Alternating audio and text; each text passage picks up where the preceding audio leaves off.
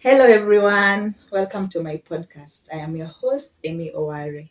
And on this podcast, we are going to share stories by orphans for other orphans with the goal to encourage, to inspire, and to just create a safe space where we can heal and share points that can help renew our mindsets. And that's why my podcast will be called the Renewed Minds Podcast KE. Welcome, even as I'll be sharing my story, because this podcast has been inspired by my life story. I am a total orphan who was orphaned at a young age, and having lived it for 20 something years, there are many experiences that I've gone through where I wish there were stories like the ones that we are planning to have on this platform that existed in order to help us navigate each step. So that is what I have decided to offer to other orphans. Yeah, so feel free, feel welcomed. We are not judging anyone here. Here we only share love and light, and we hope that you will feel seen as an orphan as we hear these stories that we'll be sharing. So I will start. This introductory episode will be about me sharing my story and sharing defining moments that even led me to this place where I get to start this podcast. Now, this is my story. I was born in the year 1995. Um, my father was a postman, I'd say. During those days, Posta was famous. So my dad used to work in Posta, and my mom was a teacher, a primary school teacher. I'm the last born of three siblings, and we lived in Kisumu, an estate known as Nyalenda Estate. It's actually a slum for those who know it. So that's where I grew up. I had a very, very wonderful childhood. I really enjoyed growing up in Nyalenda Estate. There are amazing stories about my childhood in Nyalenda Estate. I will not share them today because we won't have enough time. But the genesis of this story was in 2003 when I lost my mom. My mom died at home. It was on a Sunday. Um, she was sickly for a while, and then that particular Sunday, we were just at home, everyone except for my dad, because my dad used to work away, and he would come back during the weekends mostly. So we wouldn't see him during the week, but we would see him maybe on the weekends. So on this particular Sunday, my mom wasn't feeling well, and so she was just lying down. One of her friends passed by because they needed to go for these chamas that Wamama go for. It was, most of them were on Sundays and Saturdays. So this particular one was on a Sunday, and she wasn't feeling well. So when her friend came and requested to see her, she couldn't leave the bedroom. So when we went to call her, she couldn't even get up because she was ill. And so the friend, she requested that the friend goes to the bedroom where she was lying so that they discuss to see if she can be helped, maybe to go to the hospital. So when her friend went, saw that her condition had worsened, she tried to help her so that she goes to the hospital. So in the process of helping her, that's when she died before making it to the hospital. And my siblings and I were present at home. So yeah, that's how she passed on. And everyone was crying. It was a chaotic scene. But as a young person at the time, it was confusing because I was 8 years old. For me, it was confusing because there were many emotions to process. I guess I was shocked because this was the first time I was actually experiencing death up close, and it was my mom, and my dad wasn't there. So since my dad wasn't around, we had to sit with the neighbors for a while. We went to call my aunt. There's an auntie of ours who was the wife to my mom's cousin, who lived like a stone throw away from where we lived. So she was called, and the people who were close at the time, because there were no phones. So the people who we knew, who were friends and relatives, came. and they sat with us until at night. So that's when my dad came back, because he was to come back on that Sunday evening. So he came and he found people in our house. That's when he was told the news. I remember his face when he tried to process everything that happened, because he just got home and found people at home. So I just imagine how he felt at that particular moment. Yeah, so he just sat and processed. Then we gave him time. The neighbors left us with him. Then we just had to go and sleep so that he decides what will be done, because we were kids and he was the only adult at the time. So the next morning we wake up and we find our dad preparing breakfast. And that's when he breaks the news to us and he tells us, by the way, now we will still continue going to school normally, because he had to go and now inform our other relatives about my mom's death, which means he had to go home, travel to his home to tell his mom, his brothers, because now my mom had to be buried there. Yeah, so he prepared us in the morning. That was on a Monday morning. And we went to school like nothing happened. So that also marked how I process grief, because there's this pattern where if anyone died the next day, we just went about things normally. So we went to school this Monday, and we got to school like nothing happened. But I think he had informed one of the teachers. That's when the teacher called us to the office just to check on us and know how we are doing. But it was hard to process, because we had to go on with life. Normally, you just go to school. So this happened until the Thursday before my mom was released for burial. So we only went to school until Thursday. Then on the Friday, that's when there are always the church services and stuff. So yeah, we went for the services and then my mom was buried. So during that time, there was nothing much going on, because my dad was around. So he just took care of us. But one thing that is important to note, my dad never remarried. He didn't marry another wife, so it was just us and him for the next 4 years, because after like 4 years in 2007, my dad also died. I was in class 6 by that time. My brother was in Form 1 and my sister was in class 8 in 2007. So at this point, he also, during these 4 years, he also was sickly, and he was on and off in hospital, always taking drugs. I can't remember what he was ailing from.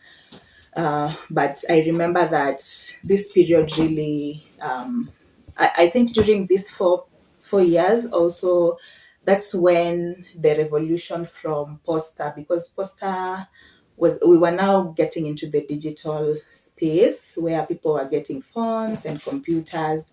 So now poster was becoming irrelevant, I'd say. um, so I think even in terms of work and cash flow, there were problems, I'd say. So at the point, because now my dad was also sickly, finances were not stable for us as a family. But he really used to work so hard and try to make ends meet as the only parent in the family.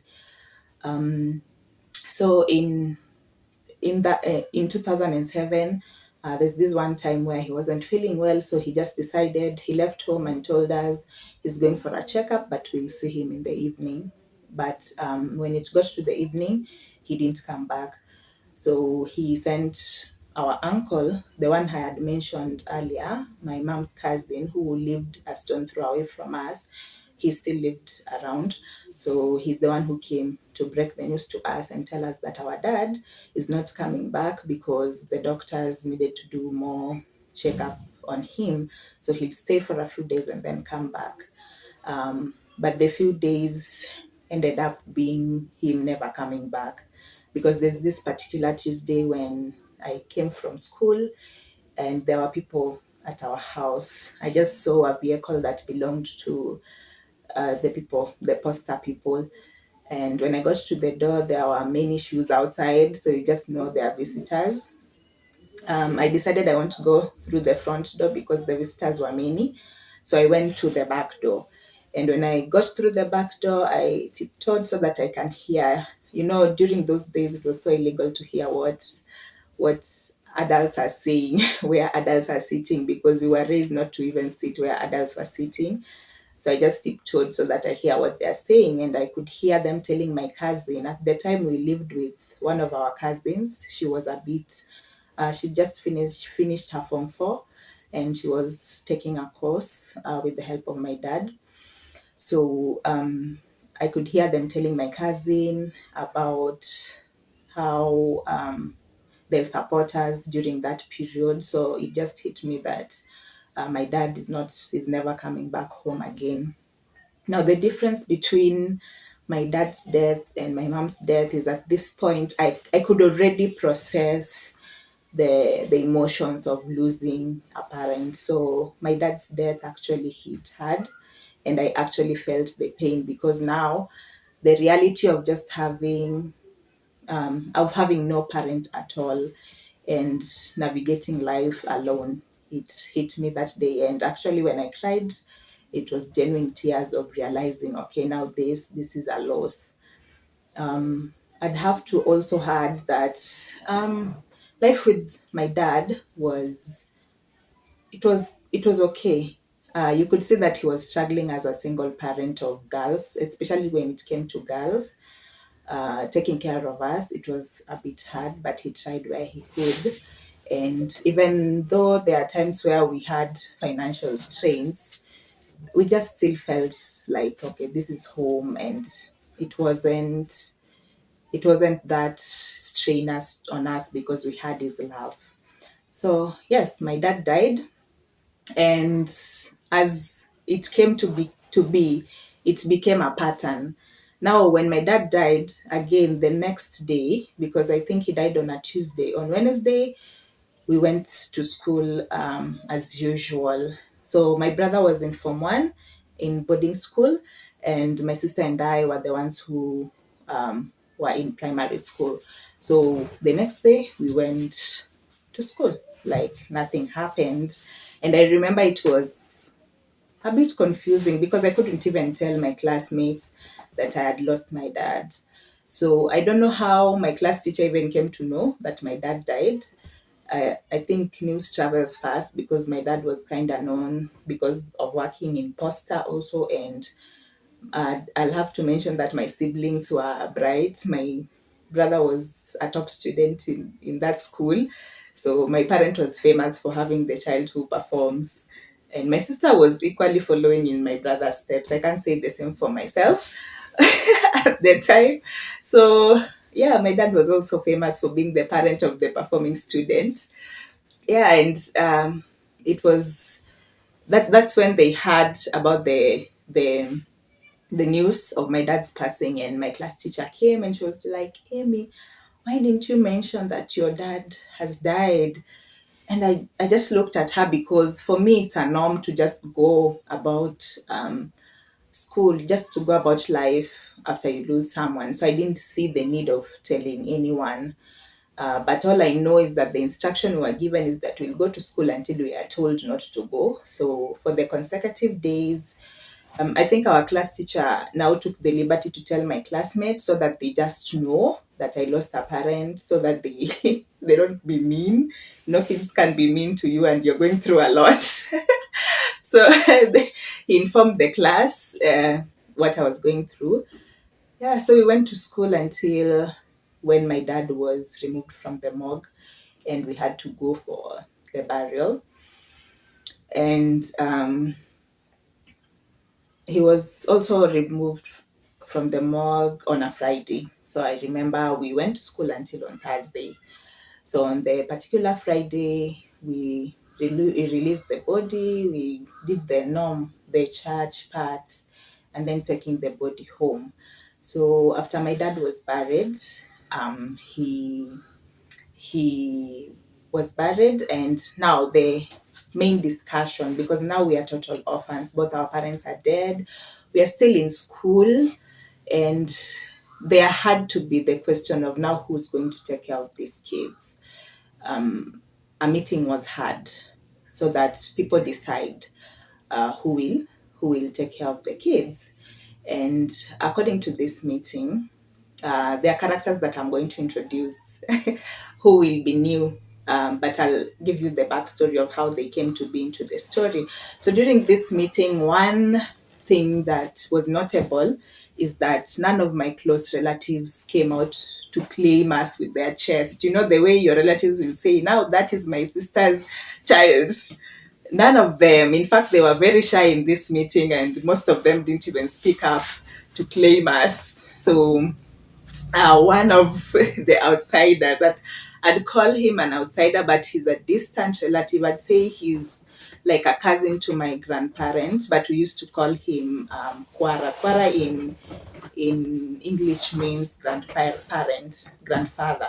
So he's the one, since he was close to our dad, because when we lived in Nyalenda, Kwara lived somewhere away from where we lived, but it's a place in Kisumu called Milimani. If you live in Kisumu, you know Milimani Estate. So that's where he lived.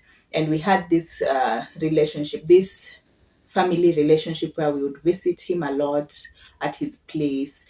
And I remember one key thing that period taught me is that exposure is good. My dad really exposed us to um, that life. Like, we would see a different life from what we were used to, because now we lived in the slums, but in Milimani there were 4-story houses. Like, the quality of life was different. So that's when we learned exposure is actually a good thing. So we would visit them a lot. And he was also an inspiration to my dad, because one of the dreams my dad had for us was that we all get to go to the university, because Kwara's kids actually went to university, all of them. So that's the same dream that our dad had for us. So even at the point of his death, he had already shared with his close friends that he wanted all of us to go to university. Another thing that I'd like to share, also another character, because I said there are characters I will introduce. His name is Uncle Sam. Uncle Sam was my mom's friend, and they'd met in church. So even on the day that I was born and I was being released from the hospital, when my parents were taking me out of the hospital, Uncle Sam was there, because he had already become friends with our family. And he was a very good friend. He used to share. I'm saying he used to because he's also dead. I'll come and share later on. Um, so Uncle Sam was very close to our family during that time. He's the one who used to share with us, especially me, because he used to brag a lot about how he carried me when I was young. You know, African parents, uh, we are the African uncle and aunties who would tell you, I changed your diapers when you were young. So he used to say how he carried me from the hospital when I was born. And that at that time, when our parents died, he was also in the meeting as an outsider. So remember, I said my family members didn't come out with their chests to claim us. So apart from Kwara, who was in that meeting, Uncle Sam was also in that meeting. And one of the things that made him want to help us at the time was because during his hard days, that's how he used to say, during the times when he was also going through financial issues, the only place he would eat a decent meal was our home, because our parents were that good to him. And they became tight friends with my parents, to an extent where he usually referred to my mom as his sister. So for him, we were his nieces and nephew. Yeah, so when he was in that meeting, Kwara, who is a distant relative, I'd say, claimed us because he was close to my dad to some extent, I'd say. So he's the one who said, I'm willing to take these kids and help where I can. And then my dad's brother also said he will help Kwara where he can. And then Uncle Sam was also in the meeting. He said if ever anyone feels like it will be a burden, he is willing to step in. So that was that. Like I said, none of my family members came out with their chests to claim us. So the next consecutive days after the burial, we went back to Kisumu. And one of the decisions that was made by the guardians at the time was that they can't continue paying rent for where we lived. So they decided that that house we have to move out.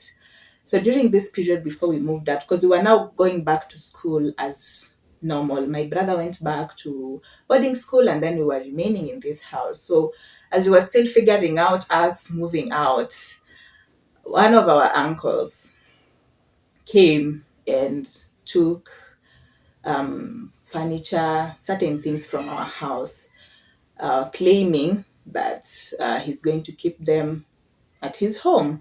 So he left us with an empty house. We hadn't even moved out because they were still figuring out things. He left us with an empty house. Only our beds and our things remained. And he took our things to Shago, which honestly, if you ask me, it's a very deplorable behavior. Anyway, today we are not casting out family members who act like that, but we will come for you in other episodes. So, so I have to say this, that happened and we remained. So Kwara, because he's the one who offered to take us, he didn't explain much as to why we will not live with him, but he said for that moment he couldn't live with us. So he had an option B of where we could live as he figures it out. Remember, like I said, none of our family members came out with their chests to claim us. The burial happened. Now we are here figuring out life. We are living with one of our cousins who now became our guardian for this period as they figure out what's going to happen. So, as per the agreement, according to Kwara, my brother was going to live with him during the holidays because he was in boarding school. Then my sister and I had an option B.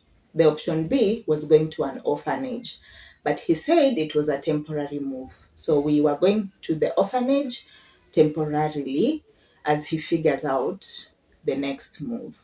To be honest, I don't think he had figured out the next move, but he was just doing the best thing according to him, kwa uwezo wake, in his ability.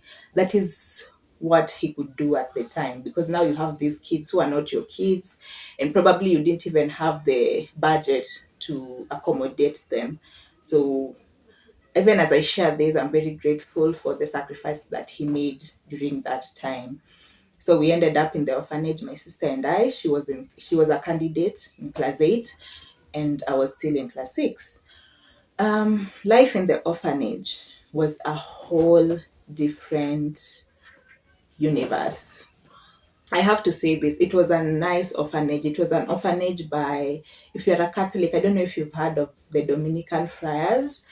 It was for fathers, so fathers and brothers who wanted to become priests. Yeah, so that the orphanage belonged to them. And so during this time, it was a very nice orphanage. It was like boarding school, but we lived like we're living I don't know if it makes sense. We used to sleep in a dome. It's just that now we had aspects like we had entertainment, we had food and stuff like that. So the orphanage life was a whole different reality for my sister and I.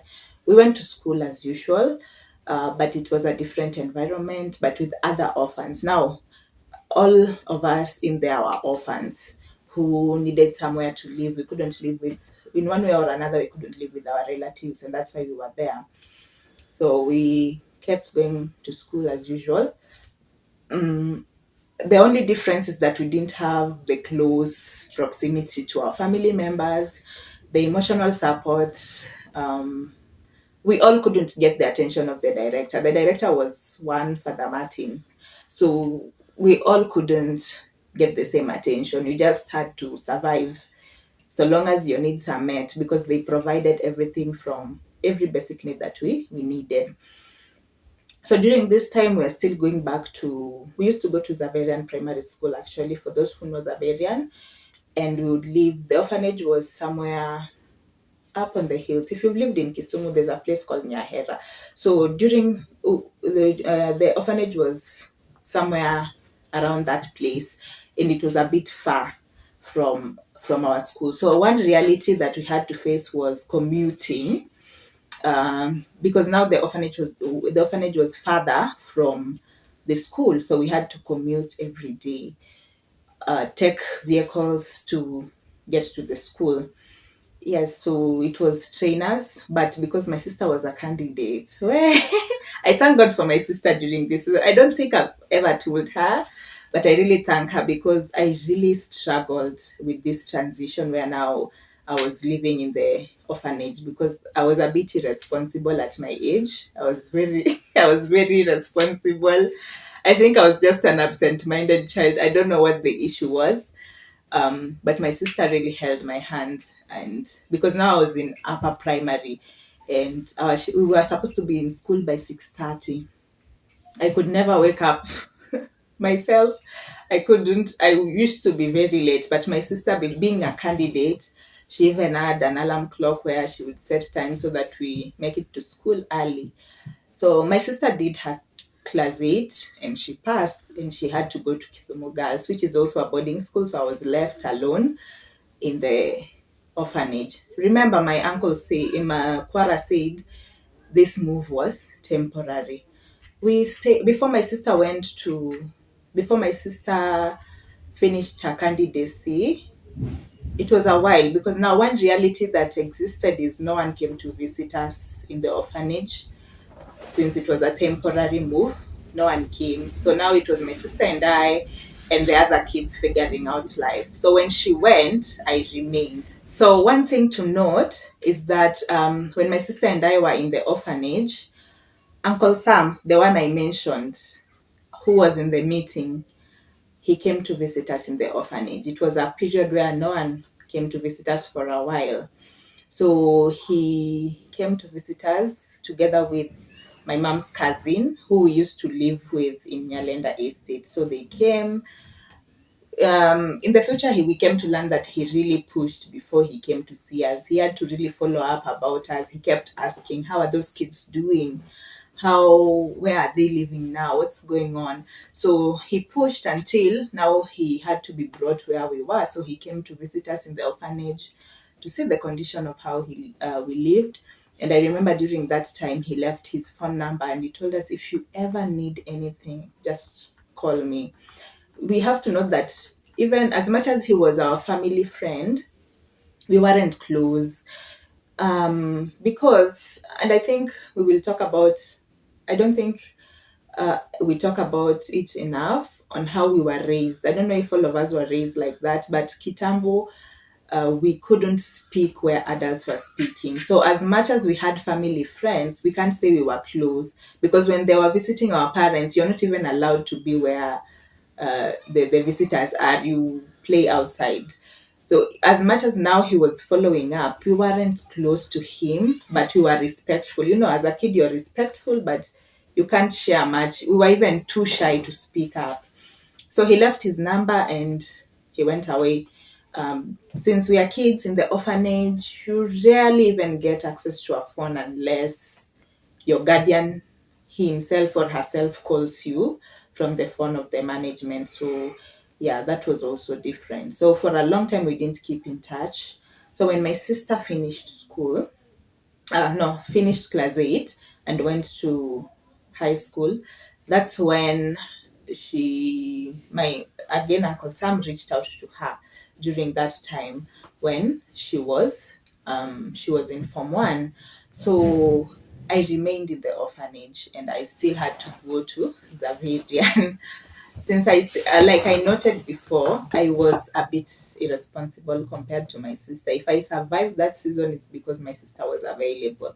So now the reality started hitting me when my sister wasn't around. One thing I struggled with was waking up, because as someone, now I was in class 7 at this point.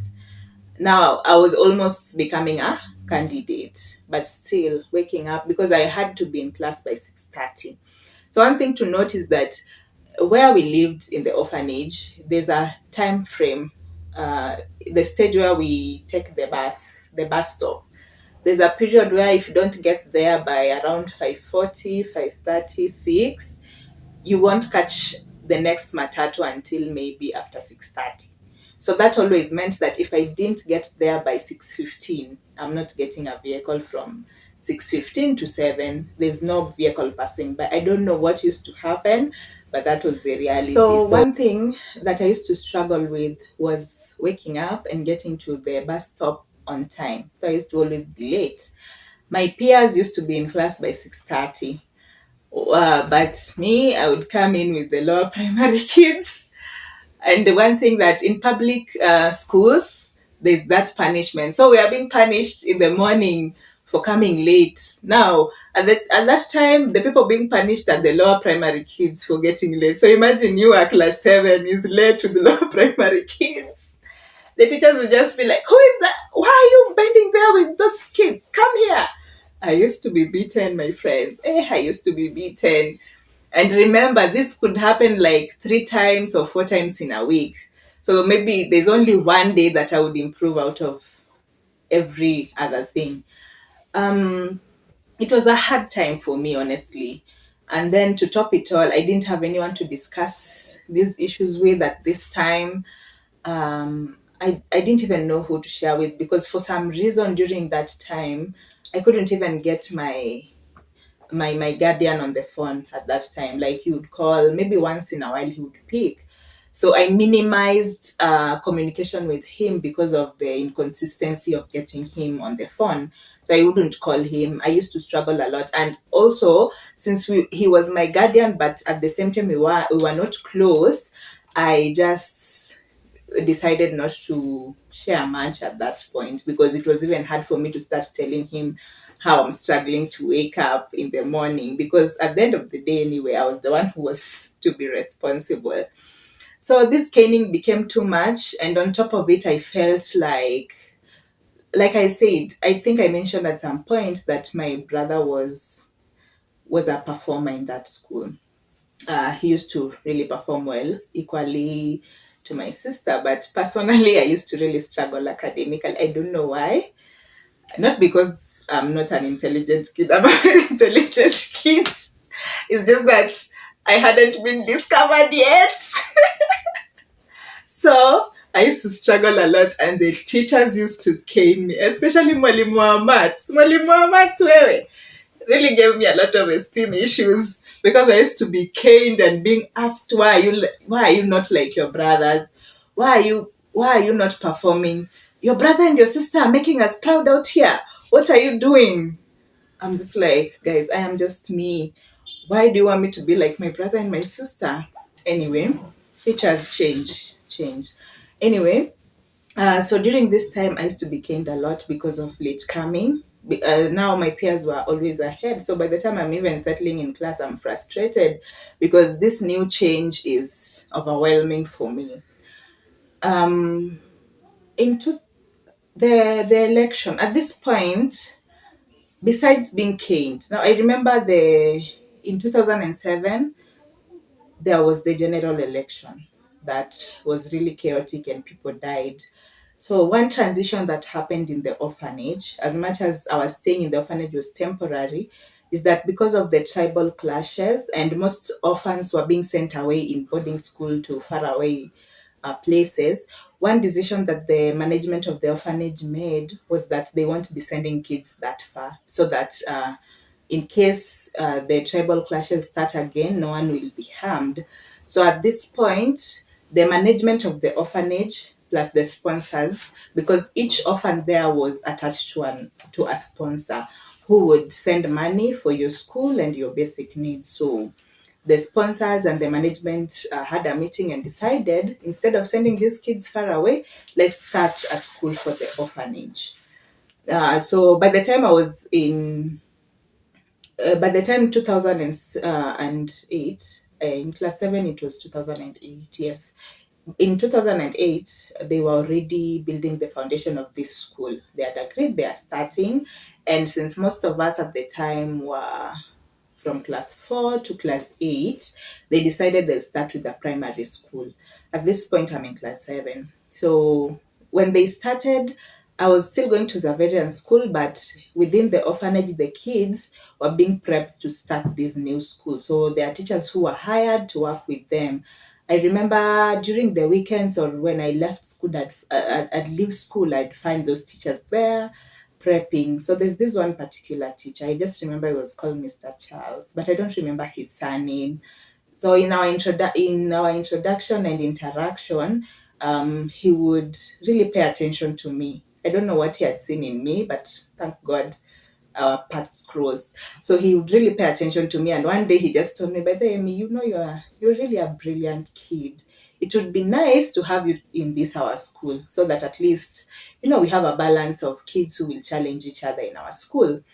And during that time, remember, I'm frustrated because I'm being caned in school. They expect me to perform like my brother and sister. I'm always late because that school is far away. And I just don't understand what's happening. Life is hard. So I just decided, you know what, when he shared that with me, I remember, I think I asked him, "Oh, anyone can join?" And he's just like, "Yeah, see, all the orphans here will be." I don't know if he was supposed to do that because, anyway, by the time he was telling me, he didn't have the information that, according to the orphanage management, my sister and I were supposed to be there temporarily. So even the management of the orphan had not decided that I'm there like permanently. Yeah, so he just told me it would be nice to have you. And for me, that was the permission I needed. So I decided personally that I'm quitting Zaverian school. So I went to my school and I just told my desk mates, "By the way, sirudi hapa next week. Hamtaniona nimeamua I'm going to another school." So they were like, eh. According to them, they assumed it was my guardian's decision, but it wasn't my guardian's decision. I decided for myself because I just decided it's too much. It's too much frustration for me. So I packed my things. I don't even remember if I told my class teacher. I just left my classmates to explain on my behalf. But this particular Friday, I just packed my books in my bag, everything. I decided I'm shifting schools because at this point, like I said, we are not in regular communication with any of my guardians. But at that point, it's only one guardian, Quara. But we weren't in constant communication because we went even for months without talking. So I decided, you know what, I will make the decision for myself. So I went to that school. They decided to call it Our Lady of Grace Primary School. I became a class 7 student. No teacher bothered me, and they actually loved me because I was now a good student in that in that class. I was now a good student who answered questions. So the teachers paid special attention to me, something that I didn't have for a long time, and it actually changed. It boosted my confidence as a student, which was a good thing. But then, after a week of studies, the head of the orphanage, he was called Father Martin, he just decided to be walking around. Actually, he did rounds around the orphanage, maybe praying the rosary or what. So he decided to just check in on us in the classes. That's when he sees me in that class. And according to the information he had, I was just supposed to be there temporarily. So he didn't expect that I was even joining that school because I was still going to Zaverian. So he calls me outside and he's like, "How is it that you're in this class?" And I just told him I decided to quit. I just decided to quit my other school. And he's like, "Why? Is your guardian aware?" So I just tell Father Martin, I just couldn't go to that school anymore. It was hard. And he's just like, "Okay, I get your point, but is your guardian aware that you're here?" And I'm just like, "No, I didn't tell them." So he's just like, "Okay, go back to class, but I will call your guardian so that you explain, at least let your guardian know that you're joining our school." So I was just like, "Okay." But at this point, I'm freaking out because I know, in my head, I knew that no guardian of mine would support my leaving that school. Because let me tell you, for those who know Zaverian Primary School, it's a good school that has produced some of like it produces candidates who go to national schools. Like when you go to Zaverian primary school, you're guaranteed to make it to a good high school. So if you're a serious student, so I know my guardian would never support that. I started praying. I think this is now the genesis of my faith. I just told God not to allow it to happen because nobody understands the frustration I was going through. Yeah, I just prayed to God not to allow them to take me back. Now, thank God for this. Thank God for this because the guardian that I was asked to talk to was Kwara's wife, who at the time wasn't particularly patient, I'd say, to listen to my reasons because it just didn't make sense to her. So on the phone, when now she was questioning me why I decided to leave, my reasons didn't make sense to her. And I was just like, God, don't allow these people to take me back to that place because I have already left Egypt. Why should I go back to Pharaoh to make me suffer? I am not going back to Mwalimu Ahmad's. I am not going back. I'm already loving it here. Now here I am a good performer. I think we had already even done a cut and I really passed.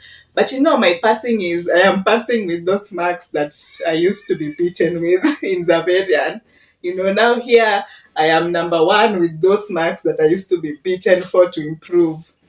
Yeah, so my guardian wasn't patient enough. And I think in the process of talking, the phone just, I don't know if the airtime was finished or I don't know what happened, but that call couldn't go on anymore and she didn't call back. And Father Martin was just like, oh, okay, if she calls back again, I'll let you know. And thank God she never ever called back again. And that's how I stayed in that school. Now, I'll say this. If I atten attended that orphanage school, I don't think I'd even have the confidence that I have now. I, I, what is the word I'm looking for? I attribute my confidence. I don't know if that's the right English, but I'd say I'm this confident because of the orphanage. Because in that school, first of all, there was no being beaten. We only used to be given punishment like picking litters when you're wrong. So that beating that I used to receive in Zaverian was behind me, guys, was behind me. I was not being beaten. Even if I get the 48% that I used to get and be beaten, I was not being beaten. I was just being talked to, being encouraged. Just encourage the kids. We used to just be encouraged to perform. And actually, I thrived in that environment because now I would work hard for me, not because I'm being beaten. Yes. So the life in the school was okay. I did my class 8 and passed, and actually I was called to Kisumu Girls. So at this point, when we sat for KCPE, the orphanage was also having another conversation about extending the school to high school. So they decided, since we were the first KCPE candidates, how about we become the first Form 1s to join the high school section. So I didn't get to go to Kisumu Girls. I joined the orphanage Form 1, the Form 1 of this Our Lady of Grace school. So yeah, at this point, when my sister went to Kisumu Girls, Uncle Sam, eventually we ended up calling him Daddy, but Dad, we used to call him Dad. So he's still Dad for me. If I talk about Dad right now, mostly I'm referring to Uncle Sam. So Uncle Sam maintained contact with Charlene and really helped her during this period of getting into Form 1 and then the consecutive years. So eventually he became part of our lives actively because now he even used to come to visit me in school. So now that I joined high school, he would even come and then ask for my results to see how I am performing. So in Form 1, yes, he came and he saw my performance, and he's the first person who told me, by the way, Emmy, you do not realize it, but you are equally a brilliant child. and you can do better than how you're performing right now. Because I know right now you're becoming number one, two, three. Because now I was a top three student, and it really felt so nice. Because now I felt the way others were feeling, but now with different marks. You get what I mean? My mediocre marks, if you can say, but now my mediocre marks are putting me in top three. So we had to have this conversation, and Uncle Sam just tells me now, Amy, your dad's dream for you was to make it to university, but these marks that I'm seeing right now will not take you to university. So now what will we do about it? He told me, now you know what, you're a brilliant kid, go read your books and improve these marks. But truth be told, as much as I improved, it was still not good enough, because if you weigh the, like, if you look at the marks that someone requires to go into university, I was still not anywhere close at high school at that point. So around that form one, something also started happening in the orphanage. Allegedly, there was embezzlement of funds, where funds were misused for some reason, and there was no proper accountability to sponsors on how money was being spent in this school. So, and I guess also at this point, the economy was tough in the US, where most of our sponsors came from, and so most of them dropped out from sponsoring us because they could no longer chip in financially. So, yeah, there was a bit of strain on how the school was being run, and the management decided that now we will start going back home. The school will remain. They will offer the basic needs when we are in school. But when schools close, uh, those whose families are willing to take will always be going back home. So most of us started going back home during the holidays. So now we were in the school, but not in the orphanage. I don't know if you get what you like. We were no longer in the orphanage. It was more like at school, but school provides everything you need. During the holiday, you just go back to your family. So during the holiday, now Quara was still in touch. Once in a while, they'd look for him when something pressing was needed, because now he's the guardian recorded in the orphanage. So he was told to look for a place where I could live. So at this point, he still couldn't accommodate me, all of us. My sister still used to go there once in a while when they close. But now for me, I couldn't go. So he decided to talk to one of my aunts, my mom's sister, to accommodate me. But this time, he also told my aunt, I'll be living there temporarily as he figures out. Like I said in the beginning of this story, none of my relatives came out with their chests to claim any of us. So even at this point, when my aunt is being asked, she's not saying yes willingly, because nobody was ready. And I'm not judging anyone in this process. I'm just giving you context, so that when I say certain things in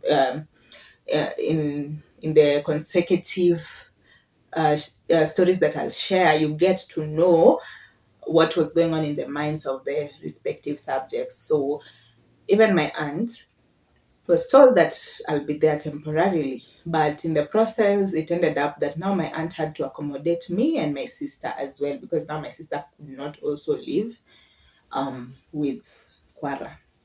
So we ended up living with my aunt during this period. When we go to school, we went to school, but during the holidays, we were at my aunt's place. But you could tell it was very strenuous for her financially, to a point where she couldn't meet any of our basic needs. You know, we are ladies. Maybe you need money for pads. You need money to just cater for yourself while you're at home during the holiday. Maybe if you're going to church, you need fare to go to church, or you need, so the small things. But my aunt was not in a position to afford this. But we thank God. Like I said, Uncle Sam was already in our lives at this point. So when we closed schools, we only lived with my aunt. She was not anyhow. I don't know how this will paint her, but she wasn't concerned about our academics per se. So At this point, I could say it was the transition of a guardianship, the weight of guardianship. Kwara was a guardian who really helped us, but I'd say he wasn't present as much as we needed it. So Uncle Sam became the more present guardian who we needed. In the consecutive, like in the days to follow afterwards, we ended up having Uncle Sam. At this point, we are now calling him Dad because now he just embraced all of us. I think at this point, he had even taken my brother in his home. So my brother was living with them. And so my sister and I were living with my aunt, but my dad would take care of everything. He would take care of our pocket money while we were at home. He would take care of the basic needs that we needed. But my aunt offered shelter and food, which and the environment that felt like home. At least now at this point, we were close to our relatives, but now on our mom's side. On our dad's side, I think we lost touch with them. um, I think by the time we went into the orphanage, we didn't have any contact with relatives from our dad's side at that point. So our mom's side is where now we started. Now, because we lived with our aunt, we would meet with our relatives from our mom's side mostly. Uh, yeah, so that was life until when I got to Form 3. When I got to Form 3, this conversation about my performance kept coming up. Because now I'm in Form 3, but my performance are not, the results that I brought home was still not enough to take me to university. So my dad said that he proposed. Actually, that's how he dealt with my dad. He would propose something and ask you, what do you think about it? Is it okay for you? So at this point, he proposed, you know what? Maybe the issue is that you're not in a competitive environment. It's a good school, yes, they're offering everything they could, but I don't think you have the competition that enables you to meet your full potential. So at this point, we agreed that he will look for a new school and I'd go to another school. So that's how I ended up going to Ogande Girls. I went to Ogande Girls. Ogande Girls High School is in Homa Bay County. So I joined it in, what? I can't remember the year, by the honestly, guys. I can't remember which year it was, but I remember that I switched schools in the middle of the term. So one condition that the principal had at that point, because my performance were good but not good enough. So even the principal didn't want to take chances. So he requested that if I'm okay with repeating Form 2, because at this point I was in Form 3, I think I was joining second term or third term. I was supposed to go to third term. So they decided that I repeat Form 2. So I had to repeat Form 2 in Ogande Girls. So I think I did third term Form 2 and I really performed. At this point, um, when I went to the school, my dad was one of the people who, apart from Teacher Charles that I mentioned, who looked at me and saw that I was brilliant. I think one of the disadvantages of being the black sheep, the child who does not perform when your other siblings are performing, is that people might overlook you and write you off. I'd say write you off as somebody who might not just perform. So I think on that front, people didn't put enough energy until I met Teacher Charles, who saw me. And then now my dad, Uncle Sam, was the second person who told me, I believe that you're equally brilliant as your siblings and you're able to do this. So even this move of taking me to another school was so that I reach my potential because he believed I had it. When I joined Ogande Girls, actually, I knew I'm just going there for books. If you know me from Ogande Girls, you know. I think I only joined journalism club, guys. And then, okay. So I only joined the journalism club. It wasn't very active, but it was there. It was there. So I only joined the journalism club, but I never did anything else. I didn't have time for distraction. I came for books. Guys, I chopped books for Uncle Sam because he's the one who believed in me. So I didn't want to go back home and disappoint him because remember, we are changing school so that I can perform better. Yes, I really got into my books and chopped books like no one's business. And I did well at the end of Form 4, I thank God. Um, and we got that grade that got me to university, where I ended up doing journalism. So yeah, life in the new school was hell. Hell. It's like now I went back to Egypt, but a different person. I came from a school where there were no beatings. Ogande girls, we used to be beaten, mass caning. Guys, there's this one particular day, my first day in the school.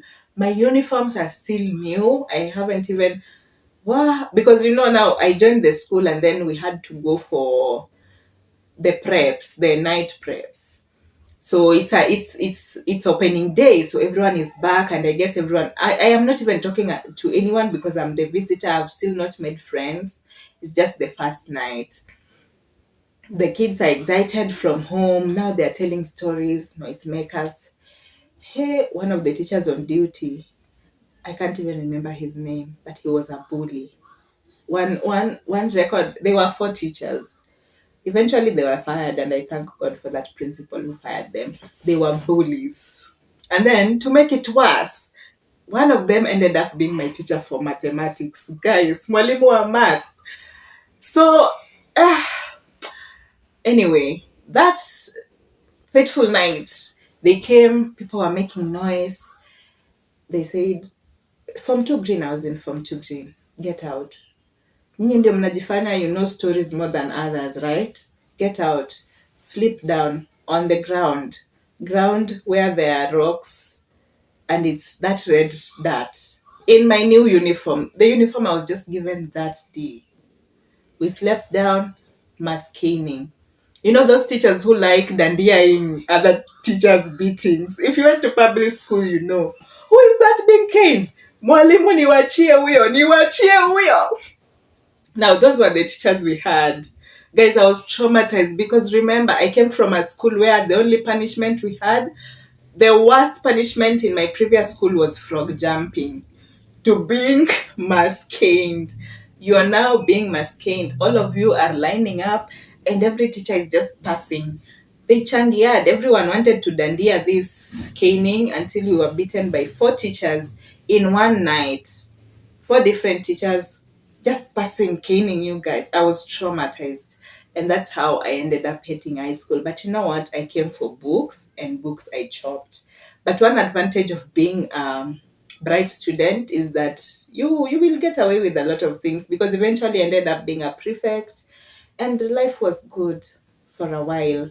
When they were fired, I think those bullies were fired when I was in Form 3, and Form 4 was, I think if there's a period I enjoyed high school was when I was in Form 4. Too bad I was finishing, but we finished strong and it was good, and we made it to university. So yeah, I ended up going to JQuat, studied journalism.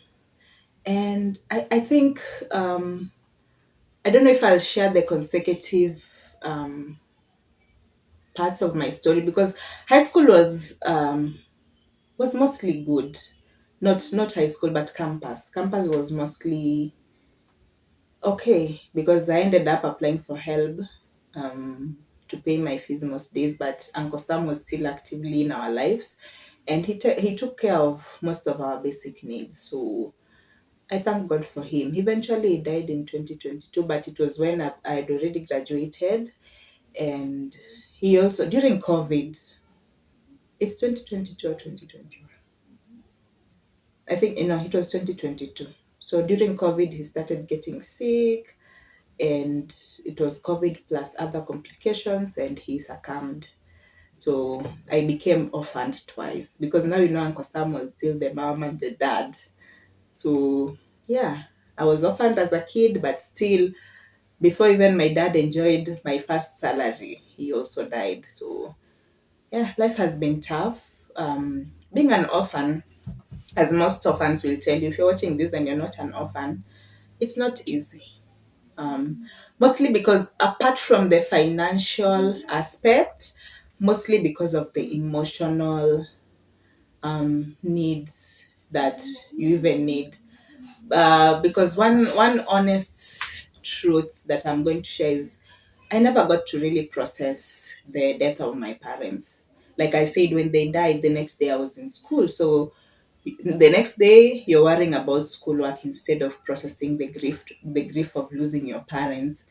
So we never really processed it. I don't, even as I'm sharing this story now, I don't think I've ever taken time to process. But it's now 20 plus years. So even as I talk about it, it's like another story, but that happened in my life. So I don't know how that, maybe we'll navigate, maybe with a therapist in one of the episodes, so that we see how that could affect you as a child and how it has informed some of my life decisions as an adult. Um, and then another thing that is to be noted is, personally, I went through the orphanage system. Um, having Because when I was in campus, I think I joined clubs that would visit orphanages, and I've seen other orphans living in deplorable conditions, guys. So the orphanage that I really went to was a good one. I never suffered. I never felt like I was suffering in that orphanage, apart from my clothes being stolen. We were all orphans, but they were still stealing clothes. If you stole all my clothes, I'm here in a podcast. Come and reveal yourself. Anyway, all my clothes were stolen in the orphanage. I don't know how I survived. I survived kimungu mungu, but you know what? We thank God. But our orphanage was way good. It doesn't exist anymore, from what I had. Father Martin is so much alive still, but the orphanage itself doesn't exist anymore. But I'll follow up. Now that I've begun this journey, I'll hopefully follow up and see if it still exists and if there were conditions. But they did the best they could and provided us with quality experiences. And I thank God, because through that, my confidence grew. Like I said, I became a confident child in the orphanage, because there were activities that allowed me to see myself and to see that I am capable of becoming more than just an orphan. Another thing that the orphanage helped me with was killing the victim mentality. Now that I'm sharing these stories by orphan, the goal is not to become victims. Actually, the goal of this podcast is to empower other orphans who may feel like them being an orphan is a death sentence. It's just like life has forsaken you, God has forsaken you, because life can be hard. Because imagine in our case, when our relatives didn't come out with their chests to claim us, there's like a rejection there, because even when we get to campus, there was an attempt to rekindle relationships with relatives. And to be honest, up until now, it is hard. It is hard because on the foundation periods, where now we were still growing up, they had the opportunity to be there for us, but honestly, they were not there. So now that we are adults, it's very hard to even come back and be relatives. So there's still that distance with our relatives, but we're trying, by God's grace. Those who can be in our lives are still in our lives, but we are not forcing issues. We are adults anyway. So like I said, the orphanage really killed the victim mentality in my mind, because now you are around other orphans, some whose stories are more hard than and sad, because now even in this platform you will get to know that my story is just the beginning. And honestly, I feel like in most of my life story, I never felt like an orphan, because I thank God that he sent Uncle Sam, who really covered a bigger part of our financial needs. He even tried the emotional needs part. Of course, being someone who also had his family, of course, he couldn't meet it 100%, but I would say without a doubt that in most days, I never felt like an orphan. So in this platform, you will hear other experiences that may be more painful than mine, but the reality is we are not trying to promote victim mentality here. There's so much more for you in life. Being an orphan is not a death sentence. You can still become much more, even without your parents. The grace is still available. If you decide in your mind that you will become something and not define yourself as an orphan and not see yourself not good enough because you're an orphan. You can still become something else. And the universe just supports you. And God really gives you the grace if you need it. So, for one, like I said, let me drum that in. The goal of this podcast is to inspire you to become something more. We are not encouraging victim mentalities here. Truth is, life is hard for orphans as well, especially. You don't have parents to call, you don't have anyone to cry to, but we are not encouraging victim mentalities. There are many people who have done it. We are going to bring them in this podcast. They will share how they did it, and we hope that you will be encouraged. I don't know if I should share anything else. Those were the most important things that I wanted to share. And then just learning more about yourself. Self awareness in this journey is very important, and investing in self awareness. Um, Looking for content. Like, we live in the age of YouTube. If you want to know how to become self aware, there's someone in YouTube talking about it. Like my friend Julia says, there's someone in Reddit who already knows about self awareness. He went through it 13 years ago. It is on Reddit. Go and read it in Reddit. Ask how you can be self aware. Self awareness is important, even as an orphan, so seek it. Seek it. I think I'll share more of my stories, how to navigate complicated relationship with relatives, because I went through that. Like I said, our relatives and us are not very close, most of them. So, and I'm not blaming anyone. Life happens. I'm sure they have their own reasons. Unfortunately, I don't think they'll have the space to defend themselves. But we will share our experiences from my own point of view, and other guests that I will have here to share their own points of views, so that we see how to help each other navigate. Honestly speaking, some of the conversations here will be sad, cringe, because we will speak the truth and nothing but the truth. I know that in the African culture, there are things we don't call out people for, but it is time that we just be honest about these things, especially if it's affecting people.